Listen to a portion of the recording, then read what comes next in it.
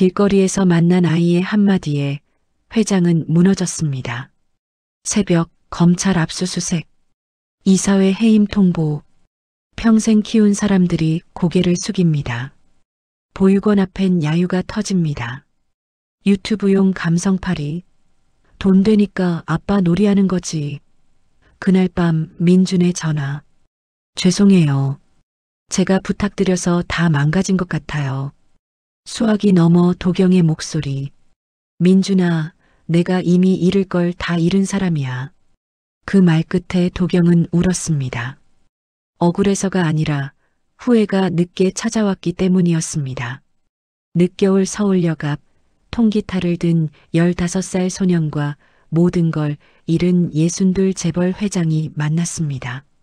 가짜로 시작된 인연이 진짜가 되기까지, 그리고 28년 전 놓친 사랑의 진실이 밝혀지기까지. 구독과 좋아요는 무료입니다. 늦겨울 바람이 매섭게 불어왔습니다. 서울역 고가 아래에서 버스킹이 끝나고 민주는 낡은 통기타를 어깨에 메고 종로 쪽으로 천천히 걸어갔습니다. 15살 소년의 손에 낀 비닐장갑은 얇아서 손끝이 얼어붙는 것 같았죠. 민준에게 집이라는 단어는 따뜻한 곳이 아니었습니다. 보육원이라는 이름으로 불리는 곳, 그곳이 민준이 돌아가야 할 장소였습니다. 일주일에 3번은 꼭 들러야 하는 곳이 있었습니다. 보육원 동생 서영이 입원해 있는 병원이었죠. 9살 서영은 수술을 기다리고 있었고 민준은 그 아이를 위해 매일같이 거리에서 노래를 불렀습니다. 오늘도 통기타 케이스 안에는 1,000원짜리 지폐 몇 장과 동전들이 딸그락거리며 소리를 냈습니다. 종로 3가 쪽으로 접어들자 네온사인 대신 오래된 간판들이 눈에 들어왔습니다. 시간이 멈춘 듯한 골목 풍경이었죠.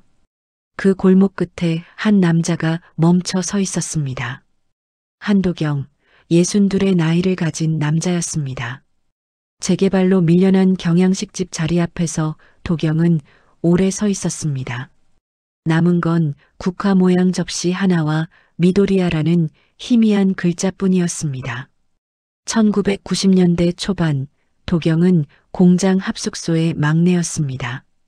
그때 사랑은 가난했고 사과 한 봉지에도 심장이 뛰곤 했던 시절이었죠. 지금 도경은 재벌 회장으로 살고 있었습니다. 아니, 정확히 말하자면 그렇게 살았다고 해야 맞았습니다. 어제 이사회에서 해임 통보를 받기 전까지는 말이죠. 도경은 낡은 골목을 천천히 걸으며 생각에 잠겼습니다. 해임이라는 단어가 머릿속을 맴돌았죠.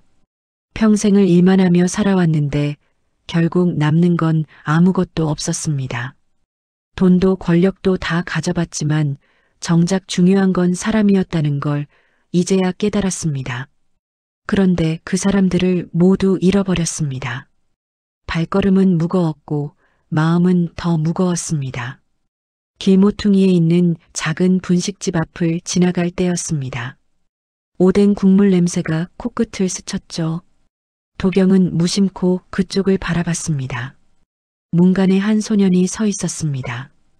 통기타를 든 소년이었죠. 민준이었습니다. 둘의 눈이 마주쳤습니다. 민준은 잠시 망설이다가 쉰 목소리로 말을 꺼냈습니다. 아저씨, 아니 실례지만 부탁 하나만 들어주실 수 있을까요? 민준의 목소리는 떨리고 있었습니다. 도경은 멈춰섰습니다. 소년의 얼굴에는 절박함이 가득했죠. 민준은 한 발짝 다가오며 다시 말했습니다. 아버지인 척만 해주시면 안 될까요? 잠깐만요. 그 말에 도경은 눈을 크게 떴습니다. 병원 응급동으로 가는 길, 민준은 아무 말도 하지 않았습니다. 택시 안은 침묵으로 가득했죠. 도경도 묻지 않았습니다. 소년의 다급한 표정이 모든 걸 말해주고 있었으니까요. 병원에 도착하자 민준은 뛰어갔습니다. 소아과 병동이었습니다. 작은 침대에 서영이 누워 있었죠. 창백한 얼굴의 9살 여자아이였습니다. 민주는 서영의 손을 꼭 잡았습니다. 간호사가 다가왔습니다. 보호자분이신가요? 수술 동의서에 서명이 필요한데요. 민주는 도경을 바라봤습니다. 도경은 고개를 끄덕였습니다. 간호사가 건넨 서류에는 보호자부라는 글자가 적혀 있었죠. 도경은 펜을 들고 서명란 위에서 잠시 멈췄습니다. 보호자부라는 두 글자가 가슴을 찔렀습니다. 아버지라는 단어, 그 무게를 오랜만에 느꼈죠. 간호사가 다시 말했습니다. 수혈 가능 여부 확인을 위해 간단한 혈액 검사도 받으셔야 해요. 보호자분께서요. 도경은 고개를 끄덕였습니다. 피 한 관 뽑는 일이었습니다. 사소한 친절이라고 생각했죠. 체열실로 향하는 복도에서 민준의 목에 걸린 낡은 케이스가 눈에 들어왔습니다. 은행 통장 케이스 같았는데 오래되어 모서리가 다 닳아 있었습니다. 체열을 기다리며 앉아 있을 때였습니다. 민준이 케이스를 만지작거리다가 안에서 사진 한 장을 꺼냈습니다. 흑백에 가까운 빛바랜 증명사진이었죠. 도경은 그 사진을 보는 순간 숨이 멎는 것 같았습니다. 사진 뒤에 작게 적힌 글씨가 보였습니다. 김진아, 1997년 11월 28일. 도경의 손이 떨렸습니다. 진아라는 이름, 그 이름을 부르지 못한 지 28년이 흘렀습니다. 외환위기 정리해고 전날 밤 진아가 울던 목소리가 귓가에 맴돌았죠.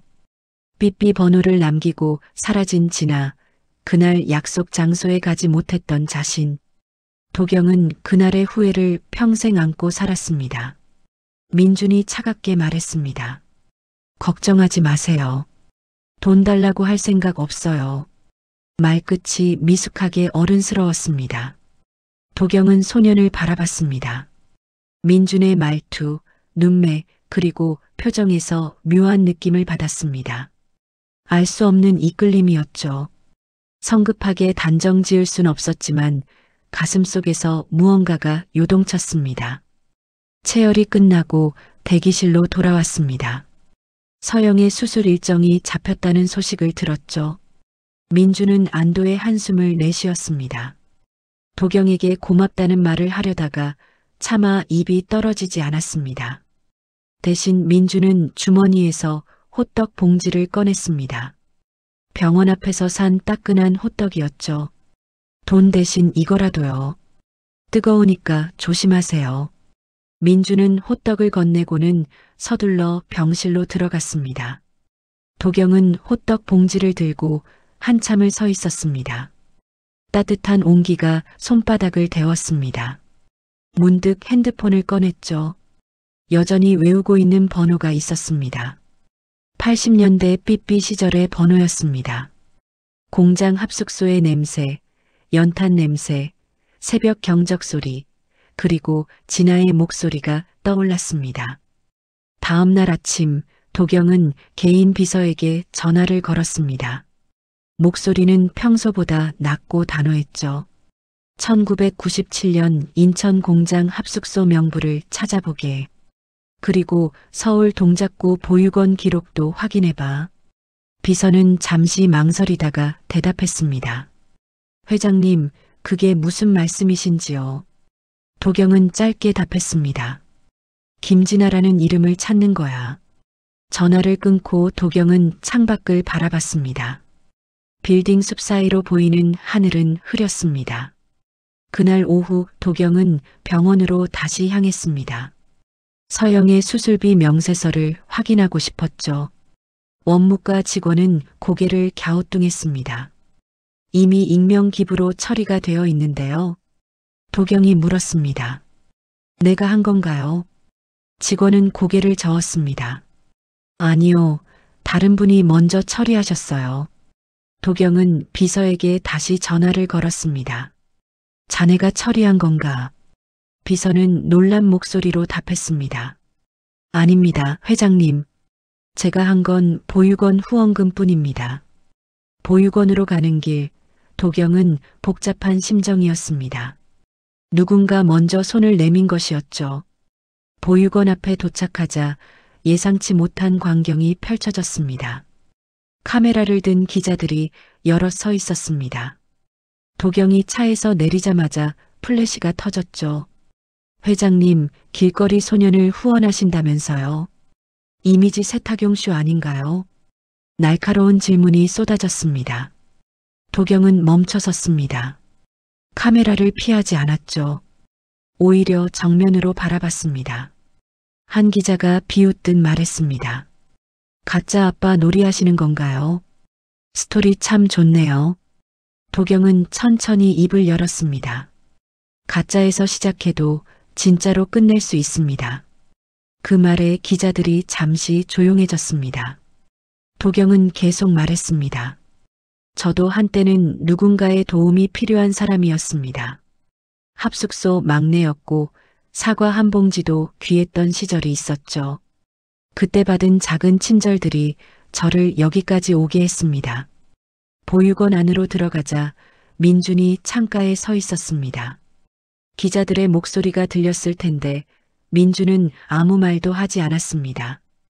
도경이 다가가자 민준은 고개를 돌렸습니다. 죄송해요. 제가 부탁을 드려서 이렇게 된 것 같아요. 도경은 고개를 저었습니다. 아니야. 이건 내 선택이었어. 원장실에서 차를 마시며 도경은 민준의 이야기를 들었습니다. 민준은 태어날 때부터 보육원에 있었다고 했습니다. 엄마에 대한 기억은 하나도 없었죠. 다만 원장 선생님이 맡길 때 함께 있던 물건들이 있다고 했습니다. 낡은 카세트 테이프, 흑백 사진, 그리고 은행 통장 케이스였습니다. 도경은 가슴이 두근거렸습니다. 그 테이프를 들어봐도 될까? 민준은 고개를 끄덕였습니다. 그날 밤 민준의 작은 방에서 오래된 카세트 플레이어가 돌아갔습니다. 지직거리는 잡음 사이로 여자의 목소리가 흘러나왔습니다. 도경 씨, 배가 아파요. 많이 아파요. 나 무서워요. 목소리는 떨리고 있었습니다. 울먹이는 소리였죠. 도경은 눈을 감았습니다. 그 목소리를 알고 있었습니다. 28년 전 그날 밤 삐삐로 연락이 왔던 바로 그 목소리였습니다.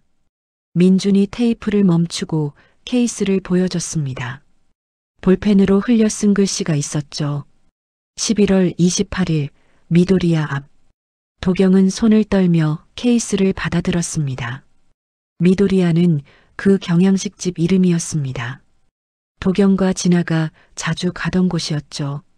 그날 약속 장소도 바로 그곳이었습니다. 민준이 조심스럽게 물었습니다.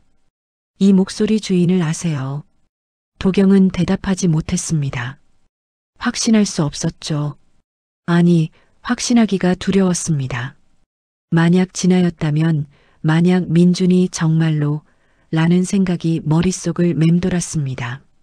도경은 일어섰습니다. 내가 알아볼게. 시간이 좀 필요해.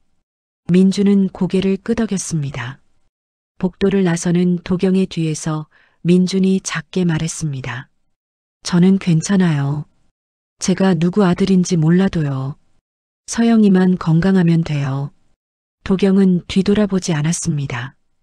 뒤돌아보면 눈물이 날 것 같았으니까요. 차 안에서 도경은 비서에게 다시 전화를 걸었습니다.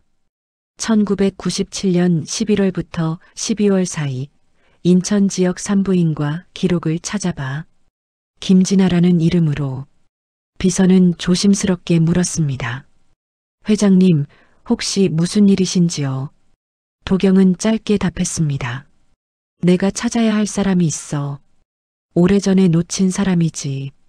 집으로 돌아오는 길, 도경은 종로 그 골목을 다시 지나갔습니다. 미도리아 자리는 텅 비어 있었습니다. 재개발 팻말만 덩그러니 서 있었죠. 도경은 차를 세우고 내렸습니다. 그 자리에 서서 한참을 바라봤습니다. 28년 전 그날 진아가 기다렸을 자리였습니다. 빗속에서 삐삐를 보내고 기다렸을 진아의 모습이 눈앞에 그려졌습니다. 주머니에서 핸드폰이 울렸습니다. 비서였습니다. 회장님 찾았습니다. 1997년 11월 28일 인천중앙병원 산부인과 응급실 기록이요. 김진아라는 이름이 있습니다. 도경의 심장이 세게 뛰었습니다. 그리고요. 비서가 말을 이었습니다.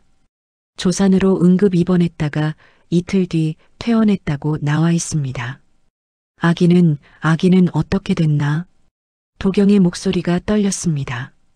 비서는 잠시 침묵하다가 답했습니다. 기록에는 남아 출생이라고만 되어 있습니다. 그 이후 기록은 없습니다. 도경은 전화를 끊고 그 자리에 주저앉았습니다. 차가운 시멘트 바닥이 무릎을 적셨지만 느껴지지 않았습니다. 11월 28일 그날 진아는 혼자 병원에 있었습니다. 아파하고 무서워하며 도경을 불렀을 것입니다. 하지만 도경은 가지 않았습니다. 회사 일 때문에, 중요한 계약 때문에 약속을 어겼습니다. 그게 마지막이었습니다. 하늘에서 눈이 내리기 시작했습니다. 늦겨울의 마지막 눈이었죠. 도경은 눈송이를 바라보며 생각했습니다. 28년 만에 찾은 실마리, 그리고 어쩌면 아들일지도 모르는 소년. 가짜로 시작된 인연이 진짜가 될 수 있을까요? 도경은 천천히 일어섰습니다. 알아야 했습니다. 진실을 마주해야 했죠. 일주일이 흘렀습니다. 서영의 수술 날짜가 확정되었습니다. 민주는 병원 복도를 오가며 불안한 마음을 달랬죠. 수술실 앞 의자에 앉아 있는 민준에게 도경이 따뜻한 옥수수차를 건넸습니다. 민주는 받아들고는 한참을 말없이 있다가 작게 말했습니다. 왜 이러시는지 모르겠어요. 저희는 아무것도 아닌데. 도경은 창밖을 바라보며 답했습니다. 나도 한때는 아무것도 아닌 사람이었어. 그때 누군가 손 내밀어줬다면 얼마나 좋았을까 생각했지. 수술은 성공적이었습니다. 집도이가 나와서 걱정 없다고 말했을 때 민주는 그제야 눈물을 흘렸습니다. 참았던 것들이 한꺼번에 터져 나왔죠. 도경은 민준의 어깨를 가만히 두드려줬습니다. 아무 말도 하지 않았습니다. 말이 필요 없는 순간이었으니까요. 보육원으로 돌아가는 길, 민주는 창밖 풍경을 물끄러미 바라봤습니다. 평소와 다른 게 없는 거리였는데 오늘따라 새롭게 보였습니다. 도경이 운전하며 물었습니다. 민준아, 너 꿈이 뭐니? 민주는 잠시 생각하다가 답했습니다. 음악 선생님이요. 아이들한테 노래 가르쳐주고 싶어요. 보육원 애들처럼 힘든 아이들한테요. 도경은 고개를 끄덕였습니다. 좋은 꿈이구나. 보육원 앞에 도착했을 때 민주는 놀랐습니다. 정문에 현수막이 걸려 있었죠. 장학 후원 감사 현수막이었습니다. 원장 선생님이 달려 나왔습니다. 민준아, 큰일 났어. 익명으로 거액의 후원금이 들어왔단다. 우리 보육원에 이런 일이. 원장은 감격해서 눈시울이 붉어졌습니다. 민주는 도경을 바라봤습니다. 도경은 모른 척 하늘을 쳐다봤죠. 하지만 좋은 일만 있는 건 아니었습니다. 다음 날부터 보육원 앞에 기자들이 다시 몰려들었습니다. 이번엔 더 많았죠. 재벌 회장과 길거리 소년의 만남이라는 제목의 기사가 포털 사이트 메인을 장식했습니다. 댓글창은 뜨겁게 달아올랐습니다. 감동적이라는 댓글도 있었지만 의심하는 목소리도 적지 않았습니다. 쇼 아니냐, 짜고 치는 고스톱 같다. 둘 다 뭔가 숨기는 게 있을 거라는 말들이었죠. 민주는 학교에서도 유명인이 되었습니다. 복도를 지나갈 때마다 수군거리는 소리가 들렸죠. 재벌이랑 친하다며. 돈 많이 받았대. 부러우면서도 질투 섞인 시선들이었습니다. 민주는 신경 쓰지 않으려 했지만 쉽지 않았습니다. 점심시간 친구 하나가 조심스럽게 물었습니다. 민준아, 진짜 그분이 내 아버지 맞아? 민주는 고개를 저었습니다. 아니야. 그냥 도와주시는 분이야. 친구는 믿기지 않는다는 표정을 지었죠. 도경도 마찬가지였습니다. 회사 이사들이 하나둘 찾아왔습니다. 회장님, 요즘 언론 보도 때문에 주가가 흔들리고 있습니다. 좀 조심하셔야 하지 않겠습니까? 도경은 담담하게 답했습니다. 내가 하고 싶어서 하는 일이네. 이사 중 한 명이 말했습니다. 혹시 그 소년이 회장님을 이용하는 건 아닌지 확인은 해보셨습니까? 도경은 자리에서 일어났습니다.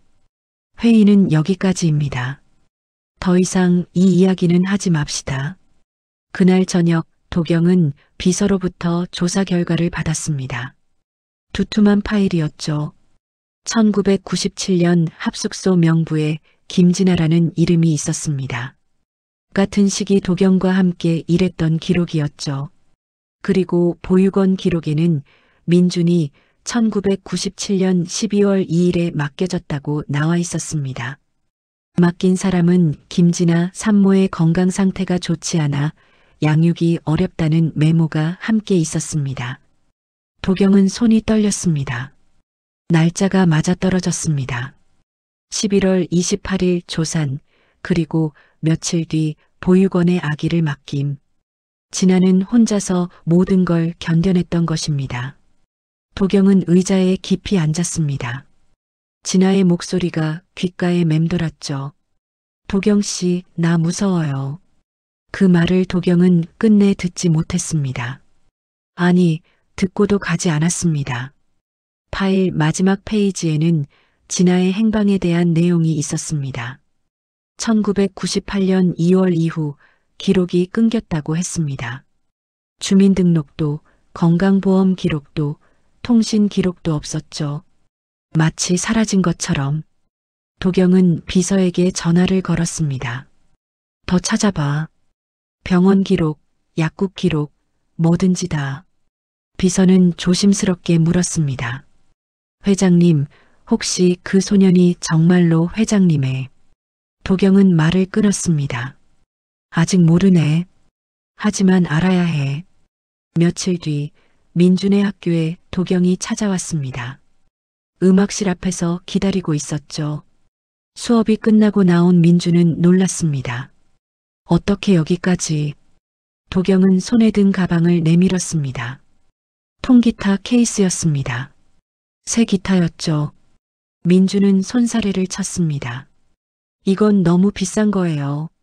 못 받아요. 도경은 웃으며 말했습니다. 꿈을 위해 필요한 도구야. 받아라. 운동장 벤치에 나란히 앉았습니다. 민준은 새 기타를 조심스럽게 안았죠. 도경이 물었습니다. 내 어머니에 대해서 더 아는 게 있니? 민준은 고개를 저었습니다. 아무것도 몰라요. 그냥 사진이랑 테이프만 있어요. 그리고 이것도요.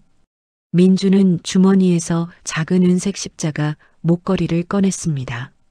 원장 선생님이 보관하고 계시다가 제가 10살 때 주셨어요. 엄마가 남기고 간 거래요. 도경은 그 십자가를 보는 순간 가슴이 철렁했습니다. 알고 있는 물건이었죠. 1990년 크리스마스 도경이 진아에게 선물했던 목걸이였습니다. 저렴한 은도금 제품이었지만 진아는 그렇게 좋아했습니다. 평생 간직하겠다고 했죠. 도경은 목걸이를 손에 쥐고 한참을 말이 없었습니다. 민준이 걱정스럽게 물었습니다. 괜찮으세요? 도경은 고개를 끄덕이며 목걸이를 돌려줬습니다. 소중하게 간직해라. 내 어머니가 너를 얼마나 사랑했는지 알 수 있는 증거니까. 해가 지고 있었습니다. 하늘이 붉게 물들었죠. 도경은 조용히 말했습니다. 민준아, 사실은 나도 옛날에 누군가를 사랑했었어. 그런데 지키지 못했지. 내가 바빠서, 일이 중요해서 약속을 어겼거든. 그게 마지막이 될 줄 몰랐어. 민준은 도경을 바라봤습니다. 도경의 눈가에 슬픔이 어려 있었죠. 민준은 작게 말했습니다. 후회하세요? 도경은 고개를 끄덕였습니다. 평생 후회하며 살아왔지. 민준이 말했습니다. 저는 잘 모르겠지만요. 그분도 아저씨를 이해하실 것 같아요. 사람은 다 실수하잖아요. 그 말에 도경은 쓴웃음을 지었습니다. 내가 참 어른스럽구나.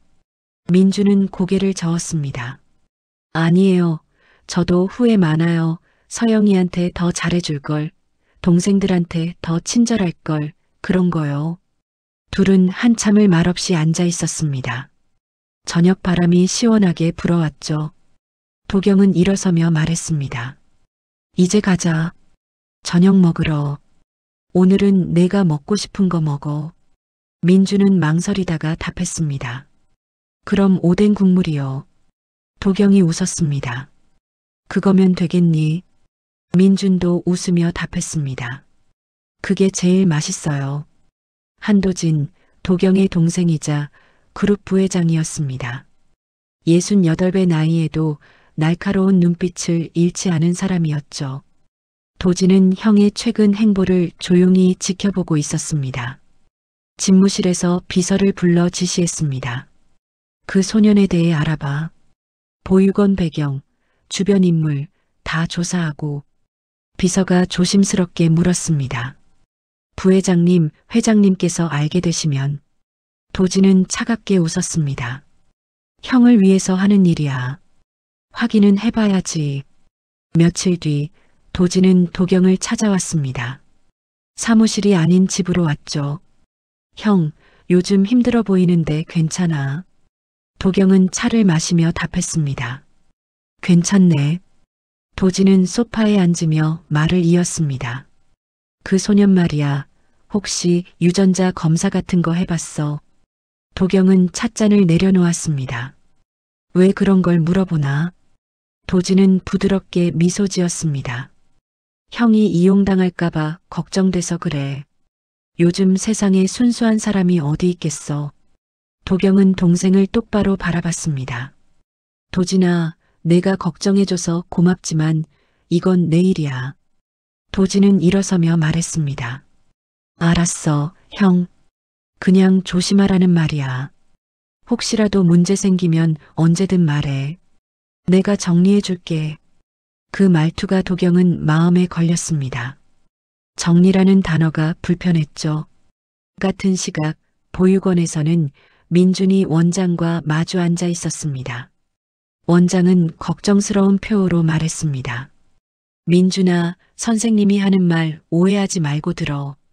그 회장님이랑 너무 가까워지지 않는 게 좋겠어. 민준은 고개를 들었습니다. 왜요? 원장은 한숨을 쉬었습니다. 후원금이 끊기면 어떡하니? 보육원 애들은 어떡하고? 민준아, 내가 책임질 수 있어. 민준은 아무 말도 하지 못했습니다. 병원에서 서영의 회복 검진이 있던 날이었습니다. 담당 의사가 말했습니다. 혈액형이 특이하네요. 부모님 혈액형도 확인이 되어 있고요. 도경은 무심코 물었습니다. 혹시 제 혈액형하고 비교하면 어떻습니까? 의사는 차트를 보며 답했습니다. 민준군은 AB형이고 회장님은 A형이시죠. 생물학적으로 부자관계가 불가능하진 않습니다. 물론 정확한 건 유전자 검사를 해봐야 알 수 있지만요. 도경은 가슴이 쿵 내려앉았습니다. 가능성이 있다는 말이었습니다. 민준도 그 말을 들었습니다. 둘은 서로를 바라봤지만 아무 말도 하지 못했죠. 그날 저녁 도경은 종로 골목을 다시 찾았습니다. 미도리아가 있던 자리 근처에 오래된 사진관이 하나 있었죠. 문은 닫혀 있었지만 안을 들여다보니 아직 영업하는 것 같았습니다. 다음 날 아침 일찍 찾아갔습니다. 사진관 주인은 80 가까운 할머니였습니다. 1997년 기록을 찾아볼 수 있을까요? 할머니는 고개를 끄덕이며 뒤편 창고로 안내했습니다. 먼지 쌓인 상자들 속에서 옛날 접수 카드를 찾았습니다. 11월 28일 김진아라는 이름이 있었죠. 증명사진 촬영, 비에 젖어서 왔다는 메모가 적혀 있었습니다. 그리고 카드 뒷면에 흐릿하게 적힌 글씨가 보였습니다. 인천중앙병원 산부인과. 도경은 그 카드를 손에 쥐고 한참을 서 있었습니다. 같은 날 언론에 새로운 기사가 쏟아지기 시작했습니다. 가짜 부자 스캔들이라는 자극적인 제목이었죠. 익명의 제보로 시작된 기사였습니다. 재벌 회장이 이미지 세탁을 위해 길거리 소년을 이용한다는 내용이었습니다. 댓글창은 또다시 난리가 났습니다. 보육원 앞에도 다시 기자들이 몰려들었습니다. 이번엔 더 공격적이었죠. 민준이 학교에서 돌아오는 길을 막아서며 카메라를 들이댔습니다. 재벌한테 얼마나 받았니? 처음부터 계획한 거지. 민준은 고개를 숙이고 빠르게 걸었습니다. 주먹을 꽉 쥐었지만 참았습니다. 그날 밤 민준은 서영의 병실에 혼자 앉아 있었습니다. 서영은 잠들어 있었죠. 민준은 창밖을 바라보며 생각했습니다. 자신 때문에 도경이 힘들어하고 있다는 걸 알았습니다. 보육원도 어려워졌고요. 핸드폰이 울렸습니다. 도경이었습니다. 민준아, 괜찮니? 민준은 목이 메었지만 답했습니다. 네, 괜찮아요. 도경은 잠시 침묵하다가 말했습니다. 미안하다. 내가 조심하지 못해서. 민준은 고개를 저었습니다. 아니에요. 제가 처음에 부탁을 드려서 이렇게 된 거예요. 도경이 말했습니다. 민준아, 내가 너한테 물어볼 게 있어. 우리 유전자 검사를 해볼까? 진실을 확인하는 거야. 민준은 잠시 망설였습니다. 진실이 무서웠습니다.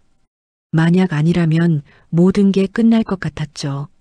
하지만 민준은 답했습니다. 좋아요. 확인해봐요. 저도 알고 싶어요. 새벽 5시였습니다. 도경의 집 초인종이 요란하게 울렸습니다. 문을 열자 검찰 조사관들이 영장을 내밀었죠. 압수수색 영장이었습니다. 혐의는 비자금 조성 및 횡령이었습니다. 도경은 놀라지 않았습니다. 언젠가 올 줄 알았던 순간이었죠. 조사관들이 집 안 곳곳을 뒤지기 시작했습니다. 서류철을 열고 컴퓨터를 압수하고 사진을 찍었습니다. 같은 시각 그룹 본사도 압수수색을 받고 있었습니다. 직원들이 출근하기도 전이었죠. 도지는 이미 회사에 나와 있었습니다. 조사관들이 회계 자료를 챙기는 모습을 지켜보며 도지는 전화를 받았습니다. 손놀림은 익숙했습니다. 네, 알겠습니다. 예상대로 진행되는군요. 전화를 끊고 도지는 창밖을 바라봤습니다. 표정에는 미묘한 미소가 걸려 있었죠. 오전 10시 긴급 이사회가 소집되었습니다. 회의실은 무거운 침묵으로 가득했습니다. 도경이 들어서자 이사들은 고개를 숙였습니다. 눈을 마주치는 사람이 없었죠. 도진이 일어서서 말했습니다. 형, 미안해. 하지만 회사를 위해서는 어쩔 수 없어. 이 사진의 만장일치 의견이야. 도경은 조용히 물었습니다. 내가 뭘 잘못했나? 도진은 서류를 펼쳤습니다. 1998년부터 2000년 사이 회계 처리 문제가 있어. 개인 계좌로 빼돌린 흔적이 명확해. 도경은 고개를 저었습니다. 난 그런 적 없네. 표결이 시작되었습니다. 하나둘 손이 올라갔습니다. 도경이 직접 뽑고 키워준 사람들이었습니다. 그들의 손이 형의 해임에 찬성했죠. 도경은 의자에 앉은 채 천천히 고개를 끄덕였습니다. 알겠네. 자리에서 일어서며 도경은 마지막으로 말했습니다. 언젠가 진실은 밝혀질 거야. 도지는 대답하지 않았습니다. 보육원 앞은 더 난리였습니다. 재벌 회장 해임 소식과 함께 민중과의 관계도 다시 도마 위에 올랐죠. 기자들이 몰려들었고 구경꾼들도 모여들었습니다. 유튜브용 감성팔이 아니었냐. 돈 되니까 아빠 놀이하는 거지. 야유가 쏟아졌습니다. 민주는 학교에서 돌아오다가 그 광경을 봤습니다. 주먹을 꽉 쥐었지만 참았습니다. 서영의 병실로 가야 했으니까요. 병원 복도를 걷는데 간호사들이 수군거리는 소리가 들렸습니다. 그 아이 말이야, 재벌이랑 짜고 친 거래. 불쌍한 척하면서 민주는 발걸음을 멈추지 않았습니다. 서영의 병실 문을 열고 들어갔죠. 서영은 창밖을 보고 있었습니다. 오빠, 사람들이 나쁜 말 많이 해. 민주는 서영의 머리를 쓰다듬었습니다. 신경 쓰지 마. 괜찮아. 그날 저녁 민주는 텔레비전을 켰습니다. 뉴스에서 도경의 해임 소식을 다루고 있었죠. 그때 익숙한 얼굴이 화면에 나타났습니다. 도진이었습니다. 인터뷰를 하고 있었습니다. 형이 힘든 시기를 겪고 있어서 동생으로서 정말 속상합니다. 도진의 목소리는 부드러웠지만 눈빛은 차가웠죠. 그 소년 이야기요. 착해 보이긴 하지만 누가 대본을 쥐어준 것 같아요. 안타까운 쇼 아닙니까? 기자가 물었습니다. 그럼 거짓이라는 말씀이신가요? 도진은 고개를 저었습니다. 확실한 건 모르죠. 하지만 의심스러운 부분이 많아요. 민주는 리모컨을 집어던졌습니다. 텔레비전 화면이 꺼졌죠. 손이 떨렸습니다. 분노보다는 죄책감이 밀려왔습니다. 자신 때문에 도경이 모든 걸 잃었다는 생각이 들었죠. 핸드폰을 꺼내 도경에게 전화를 걸었습니다. 한참 만에 도경이 받았습니다. 민주는 떨리는 목소리로 말했습니다. 죄송해요. 제가 그때 아빠인 척 해달라고 해서 이렇게 된 것 같아요. 다 제 잘못이에요. 수화기 너머로 길고 깊은 숨소리가 들렸습니다. 도경은 한참 만에 답했습니다. 민준아, 내가 이미 잃을 걸 다 잃은 사람이야. 회사도, 지위도, 명예도 다 잃었어. 그런데 말이야. 목소리가 떨렸습니다. 정작 중요한 건 그게 아니었더라. 민주는 숨을 죽이고 들었습니다. 도경이 계속 말했습니다. 28년 전에도 나는 잃었어. 사랑하는 사람을 함께할 수 있었던 시간을, 그리고 어쩌면 아들까지도. 그 말 끝에 도경의 목소리가 흔들렸습니다. 울음이 섞여 있었죠. 민준아, 미안하다. 내가 정말 내 아들이든 아니든 내가 너한테 짐이 된 것 같아서 미안해. 민준도 눈물이 났습니다. 아니에요. 저야말로. 둘은 한참을 말없이 전화기를 붙들고 있었습니다. 밤은 깊어갔고 각자의 방에서 둘은 조용히 울었습니다. 며칠이 지났습니다. 민주는 종로 사진관을 다시 찾아갔습니다. 할머니가 봉투 하나를 건넸죠. 그때 남긴 물건이 또 있더라고. 창고 구석에서 찾았어. 민주는 봉투를 받아들었습니다. 손이 떨렸죠. 밖으로 나와 벤치에 앉아 봉투를 뜯었습니다. 낡은 접수 카드 뒷면에 볼펜으로 쓴 주소가 있었습니다. 인천 동구 공장 합숙소. 민주는 그 주소를 사진으로 찍었습니다. 다음 날 민주는 인천으로 향했습니다. 주소를 찾아가는 길은 험했습니다. 재개발이 한창인 동네였죠. 낡은 건물들 사이로 겨우 찾아낸 합숙소는 비어 있었습니다. 문은 잠겨 있었지만 창문 하나가 열려 있었죠. 민주는 망설이다가 안으로 들어갔습니다. 먼지가 자욱했습니다. 오래된 냄새가 코를 찔렀죠. 방 안을 둘러보니 녹슨 우편함이 보였습니다. 민주는 우편함을 열었습니다. 안에 구두 상자가 하나 있었죠. 상자를 꺼내 뚜껑을 열었습니다. 편지 뭉치가 나왔습니다. 노란 봉투에 담긴 편지들이었습니다. 발신인은 김진아, 수신인은 한도경이었죠. 모든 편지에 반송 도장이 찍혀 있었습니다. 주소지 불명이라는 빨간 글씨였습니다. 민주는 손이 떨려 첫 번째 편지를 펼쳤습니다. 1997년 12월 삐뚤빼뚤한 글씨였습니다. 도경 씨, 아이가 태어났어요. 남자아이예요. 울음소리가 참 커요. 당신 목소리 닮았나 봐요. 민주는 눈물이 났습니다. 다음 편지를 펼쳤죠. 1998년 1월이었습니다. 도경 씨, 편지 받으셨나요? 답장이 없어서 걱정돼요. 혹시 화났나요? 아이 이름을 아직 못 정했어요. 당신의 성을 주면 안 될까요? 한민준이라고 부르고 싶어요. 세 번째 편지는 더 절박했습니다. 도경 씨, 제발 연락 주세요. 저 혼자서는 힘들어요. 아이가 아파요. 병원비가 없어요. 마지막 편지는 1998년 3월이었습니다. 글씨가 흐트러져 있었죠.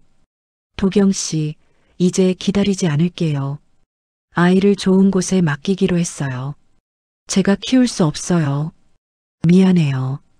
그리고 사랑했어요. 민주는 편지를 가슴에 안고 한참을 울었습니다. 집으로 돌아오는 길, 민주는 결심했습니다. 진실을 확인해야겠다고 생각했죠. 병원에 전화를 걸어 유전자 검사를 신청했습니다. 도경에게도 연락했습니다.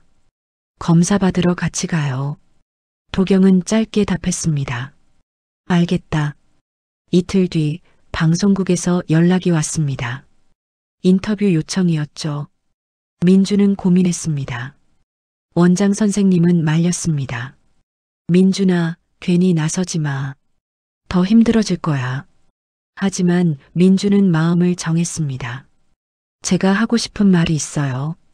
스튜디오에 앉은 민주는 떨렸습니다. 카메라 앞은 처음이었죠. 진행자가 물었습니다. 처음부터 거짓말이었나요? 민주는 고개를 끄덕였습니다. 네, 맞아요. 처음엔 거짓말이었어요. 병원에서 아빠인 척 해달라고 부탁드렸어요. 진행자가 다시 물었습니다. 그럼 이용한 건가요? 민주는 고개를 저었습니다. 아니요. 그분이 저희를 살렸어요. 서영이 수술받을 수 있었고 보육원도 도움받았어요. 그게 다예요. 민주는 카메라를 똑바로 바라봤습니다. 제가 누구의 아들인지는 아직 몰라요. 검사 결과를 기다리고 있어요. 하지만 그것보다 중요한 게 있어요. 저는 누군가의 아들로 살고 싶었어요. 동생의 오빠로, 보육원 형으로, 그리고 언젠가 제 아이의 아빠로요. 목소리가 떨렸지만 끝까지 말했습니다. 도경 아저씨는 저한테 그 가능성을 보여주셨어요. 가족이 뭔지, 아버지가 뭔지요. 그래서 감사해요. 인터뷰가 끝나고 민주는 방송국을 나왔습니다. 핸드폰에 도경의 문자가 와 있었죠. 잘했다. 민주는 미소를 지었습니다. 도경은 집에서 그 인터뷰를 봤습니다. 화면 속 민준의 얼굴을 보며 조용히 눈물을 닦았죠. 비서에게 전화를 걸었습니다. 1997년 회계 장부를 다시 확인해.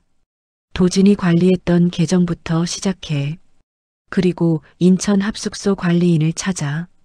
아직 살아계시면 만나고 싶어. 비서가 답했습니다. 알겠습니다, 회장님. 도경은 전화를 끊고 창밖을 바라봤습니다. 진실을 밝힐 시간이 다가오고 있었습니다.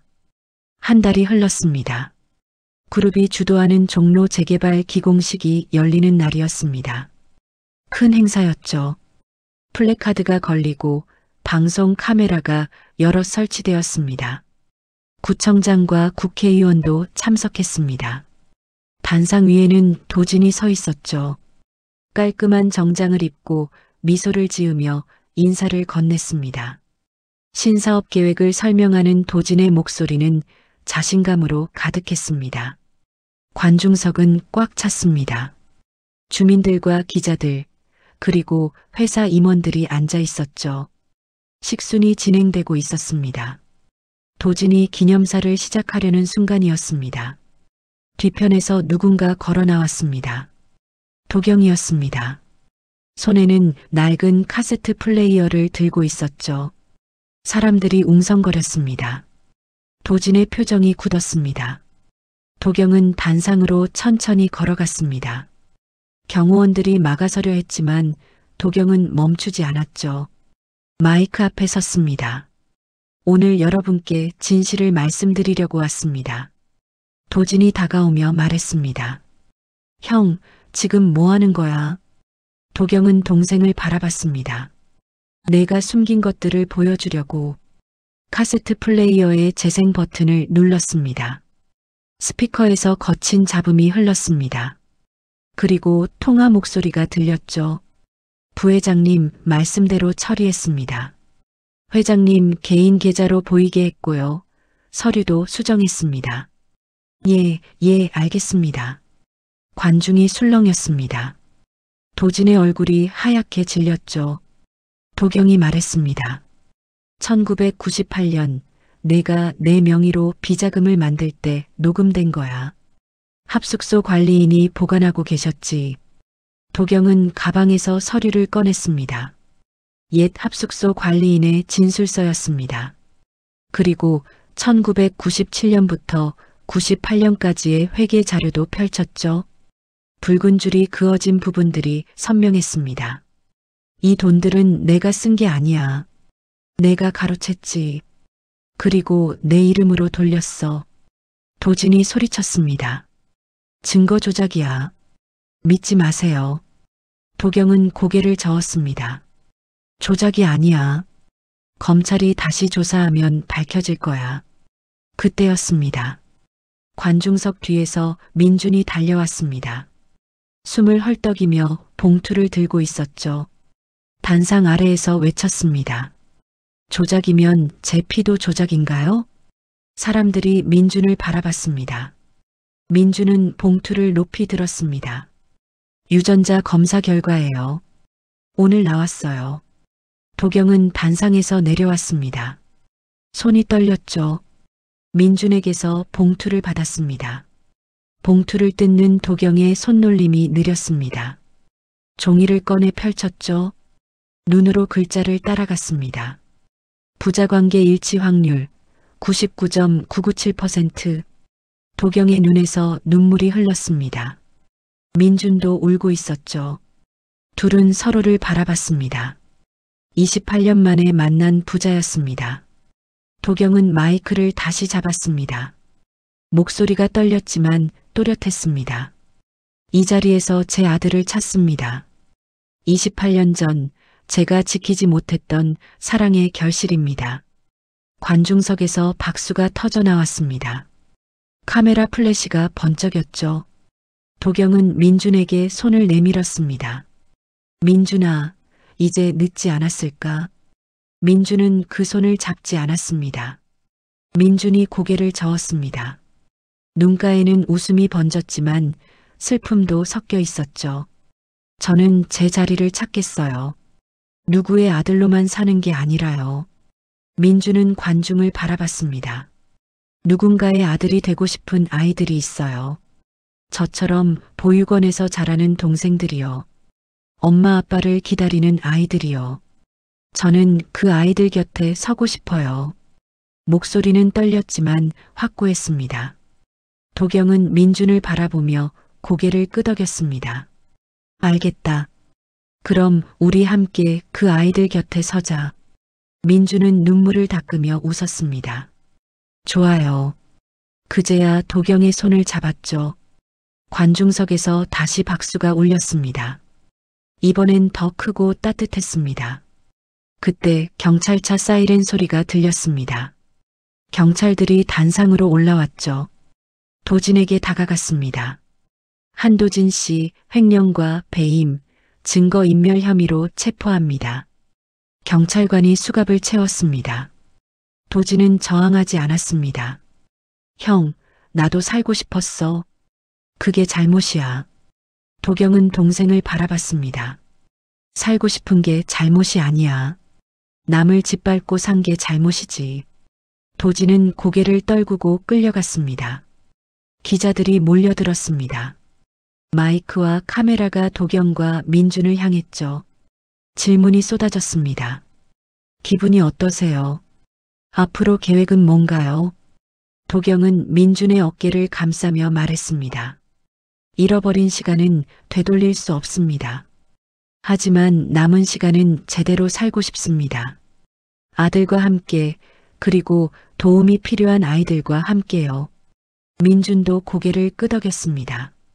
기공식장은 소란스러웠지만 따뜻했습니다. 주민들이 다가와 악수를 청했죠. 축하한다는 말과 함께 격려의 말도 건넸습니다. 한 할머니가 민준의 손을 잡았습니다. 착한 아이야.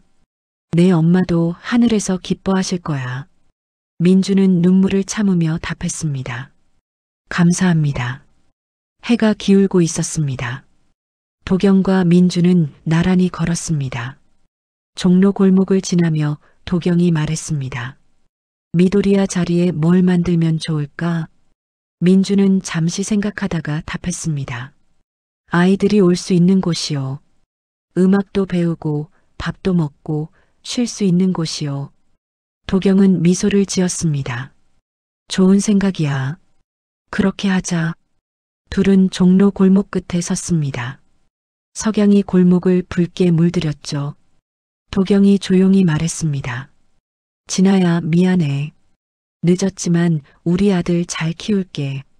민주는 아버지의 어깨를 기댔습니다.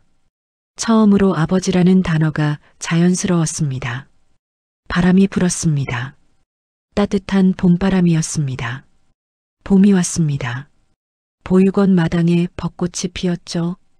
분홍빛 꽃잎이 바람에 날렸습니다. 서영은 수술 후 처음으로 마당을 뛰어다녔습니다. 웃음소리가 밝았죠.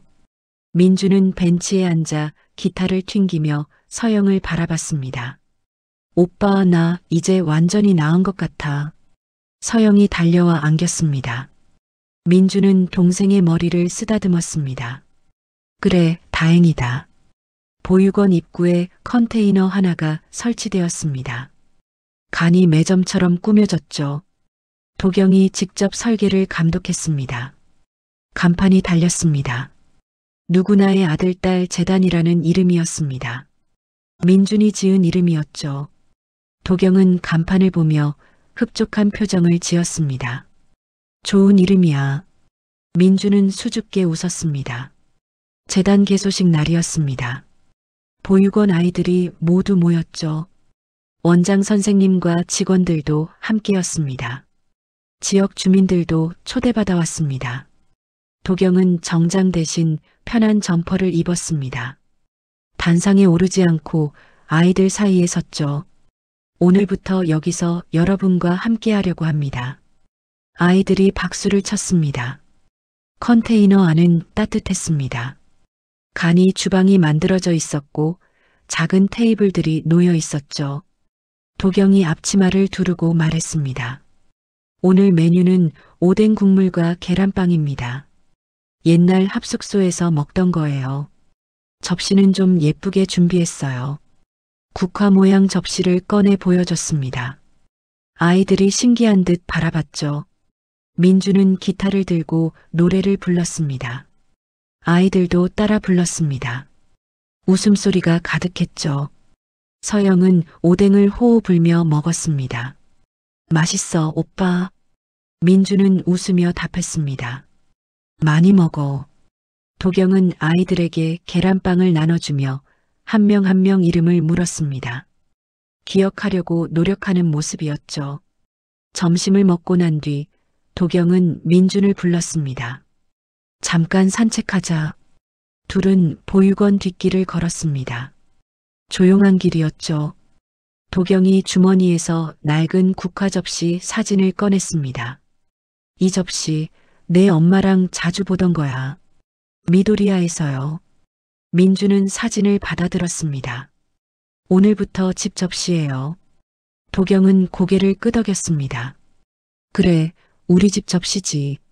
민준이 조심스럽게 물었습니다. 엄마 이야기 좀 더 해주실 수 있어요. 도경은 하늘을 보며 말했습니다. 진아는 웃음이 예쁜 사람이었어. 힘들어도 항상 밝게 웃었지. 노래도 잘 불렀고. 민주는 귀를 기울였습니다. 저랑 비슷한가요?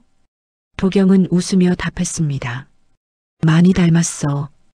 특히 남을 먼저 생각하는 마음이. 민준이 멈춰섰습니다. 아버지. 처음으로 그렇게 불렀습니다. 도경도 멈춰섰죠. 민준은 다시 말했습니다. 아버지, 고마워요. 저한테 가족이 뭔지 가르쳐 주셔서요. 도경은 눈시울이 붉어졌습니다. 내가 더 고맙지. 내가 나한테 두 번째 기회를 줘서. 둘은 서로를 바라보며 웃었습니다. 그리고 천천히 걸음을 옮겼죠. 저녁 무렵 보육원 식당에 모두 모였습니다. 원장 선생님이 준비한 저녁 식사였죠. 아이들이 떠들며 밥을 먹었습니다. 도경과 민준도 함께 앉았습니다. 서영이 민준 옆에 앉아 말했습니다. 오빠, 이제 우리 진짜 가족 같아. 민준은 서영의 머리를 쓰다듬었습니다. 원래 가족이었잖아. 식사 후 민준이 제안했습니다. 가족 사진 찍어요. 우리 가족? 도경이 물었습니다. 우리 가족이면? 민준은 보육원 아이들을 가리켰습니다. 다요. 우리 모두요. 도경은 고개를 끄덕였습니다. 그래, 다 우리 가족이지. 마당에 모두 모였습니다. 원장 선생님이 오래된 필름 카메라를 꺼냈죠. 다들 모여요. 아이들이 웃으며 자리를 잡았습니다. 도경은 뒤편에 섰고 민준과 서영은 앞에 섰습니다. 다른 아이들도 옆에 줄지어 섰죠. 하나, 둘, 셋. 찰칵. 필름 카메라 특유의 소리가 울렸습니다.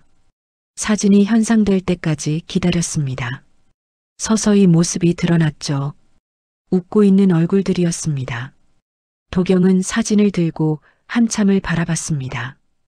민준이 옆에서 말했습니다. 좋은 사진이에요. 도경은 고개를 끄덕였습니다.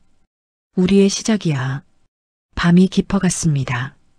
아이들은 하나둘 잠자리에 들었죠. 도경과 민준은 마당 벤치에 앉아 있었습니다. 별이 보였습니다. 민준이 조용히 말했습니다. 피가 말해준 진실도 있지만 제가 택한 진실도 있어요. 저는 누군가의 아들로 살고 싶었던 소년이었어요. 이제는 누군가의 아버지가 될 준비를 하려고요. 도경은 민준의 어깨를 두드렸습니다. 잘할 수 있을 거야. 바람이 불었습니다. 벚꽃잎이 또 흩날렸죠. 도경은 하늘을 보며 속삭였습니다. 진아야, 우리 아들 잘 컸어. 이제 내가 잘 지킬게. 민준은 아버지 옆에 앉아 조용히 기도했습니다. 엄마, 보고 싶어요. 하지만 행복해요. 둘의 기도가 밤하늘로 올라갔습니다. 누군가의 아들로, 누군가의 딸로, 그리고 누군가의 가족으로 살아가는 것. 그것이 우리 모두의 이야기입니다. 오늘 이야기 마음에 여운이 남으셨다면 구독과 좋아요 부탁드립니다. 더 좋은 이야기로 찾아뵙겠습니다. 감사합니다.